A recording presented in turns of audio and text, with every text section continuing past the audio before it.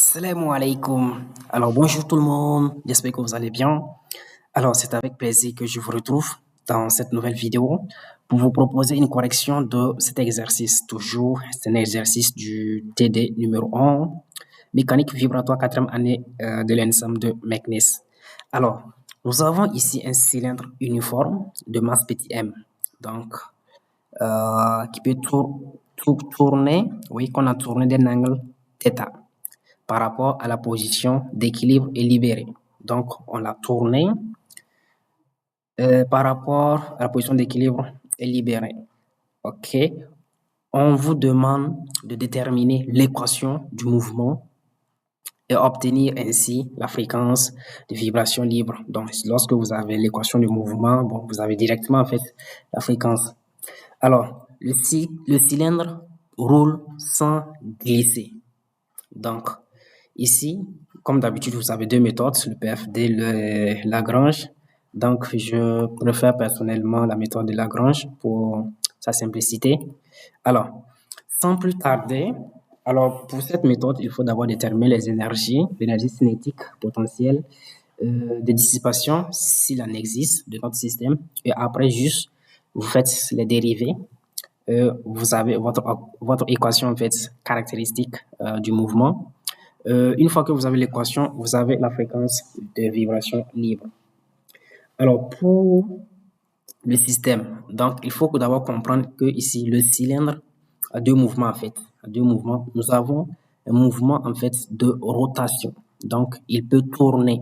Donc, on l'a tourné d'abord d'un angle θ. Donc, il peut tourner. Et ici, le cylindre roule sans glisser. C'est-à-dire, on a un mouvement de translation plus un mouvement de rotation. Alors, là, nous avons des ressorts côté gauche et côté droit. Donc, ils ont en fait le même allongement. Imaginons que le cylindre bouge vers la droite. C'est-à-dire, ce ressort, il va être quoi? Il va se comprimer, alors que ce ressort, il va s'étirer. Donc, la compression, c'est-à-dire la déformation de ce ressort va correspondre en fait à la déformation de ce ressort. Alors, sans plus tarder, passons aux choses un peu sérieuses. Alors, l'énergie potentielle de notre système. On commence par l'énergie potentielle de notre système. L'énergie potentielle de notre système. D'abord, c'est 1 demi K fois, dans ça, je parle le premier K, K fois X au carré, plus 1 demi K, l'autre K, bon, ils ont même K, fois X au carré, puisque en fait, ils auront à chaque fois les mêmes déformations. Alors, c'est quoi? Genre, ici, on peut écrire que ça fait quoi? Ça fait K X carré. C'est notre énergie potentielle. Maintenant, c'est quoi le X maintenant? Il faut chercher maintenant le X. Donc, puisque nous avons un mouvement de translation, donc on suppose par exemple à l'état initial, nous avons notre système ici. Nous avons notre système à l'état initial qui est là. Alors, supposons que nous avons seulement un mouvement de translation, c'est-à-dire à un autre instant, nous avons non, c'est mieux que je dessine en bas pour que ça soit un peu très visible. Je dessine en bas. Alors, vous avez ça. Système. Donc, ça, c'est l'état 0. C'est l'état 0. Là, maintenant, vous avez un petit x1. Donc, supposons que ça, en fait, c'est la translation, en fait. Donc, la translation, que par exemple, on a encore une rotation. Une rotation, comment je peux symboliser ça? Donc, le cylindre, ici, on a encore en fait une rotation du Alors maintenant, c'est quoi la déformation en fait totale de notre ressort? C'est-à-dire les ressorts subissent quelle déformation totale? C'est la déformation en fait de la translation plus la déformation occasionnée en fait par la rotation en fait de notre cylindre. Donc le déplacement en fait la translation va nous donner quoi? Donc ça nous donne R en fait R θ. Le X, c'est-à-dire la déformation occasionnée par la translation. C'est-à-dire cette distance, donc on aura X multiplié par θ. Maintenant, si nous avons en fait une rotation, supposons que ça c'est notre cylindre. Alors, initialement, nous avons en fait le ressort est fixé à une distance de petit a. Alors, le ressort est fixé ici. L'autre ressort est fixé ici. Donc, là c'est le centre. Là c'est A. Alors, donc à un instant T, si le ressort tourne, en fait, ce point, il va se déplacer jusqu'à là. Ce point va se déplacer jusqu'à là. On aura comme ça. Donc, on aura en fait ce déplacement. On aura en fait un déplacement ici. Ça. Ce déplacement, on peut dire que ça fait quoi? Ça fait A sinus θ. Donc, puisque ça, en fait, ici, c'est A, donc on aura A sinus θ. Ça, c'est le déplacement, en fait, occasionné par la rotation de notre cylindre. Donc, finalement, qu'est-ce qu'on a? Puisque nous avons un mouvement de translation et de rotation, c'est-à-dire la déformation à un instant T subie par chaque ressort, c'est la somme en fait de ces déplacements, translation plus rotation. Pour celle de translation, vous le savez déjà, c'est Rθ. Et pour celle de la rotation, donc pour le point qui est situé ici, puisque les ressorts sont fixés ici, donc ce point à un instant donné, en fait, il va se retrouver quelque part ici. Si le cylindre fait le mouvement de rotation. C'est-à-dire, ce ressort, il va s'allonger en fait de cette distance, donc qui est A sinus θ, et l'autre également, il va se comprimer de la même distance, donc A sinus θ. Finalement, la déformation subie par les deux ressorts lors du mouvement de translation plus rotation, c'est X égale, donc d'abord celle de translation Rθ plus celle de rotation A sinus θ, donc ça fait A θ. Donc c'est R plus A fois θ. Donc on revient dans l'expression de l'énergie potentielle, on remplace le X par ça. Donc l'énergie potentielle de notre système va être maintenant 1, non ce n'est pas 1 demi, donc c'est juste K qu'on va multiplier par X au carré. Donc R plus A carré, θ carré.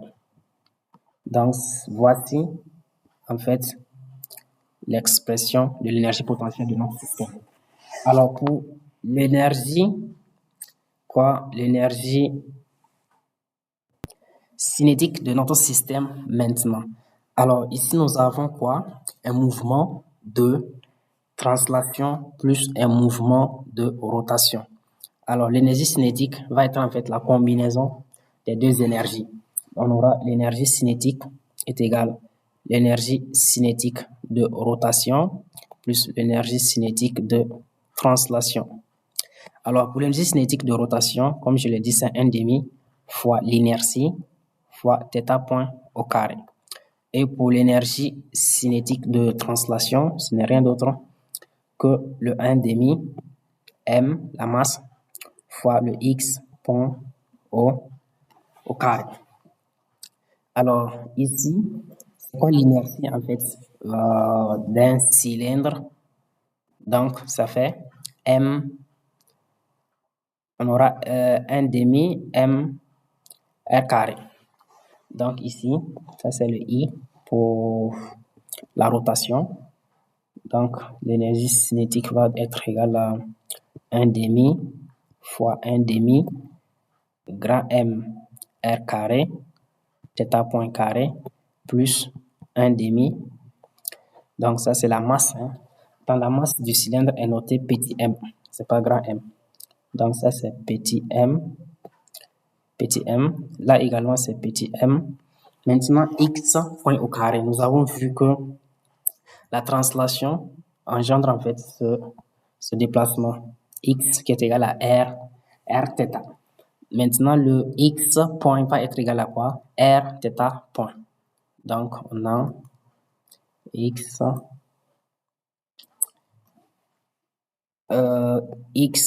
point est égal à bon, ce sont les mêmes R, hein, R θ point. Maintenant, le x point carré va être égal à R carré θ point au carré. Donc, au finish, l'énergie cinétique de notre système, ça fait combien? Ça fait 1 demi multiplié par quoi? 3 demi m r carré θ point au carré. Alors, voici l'expression de l'énergie cinétique de notre système.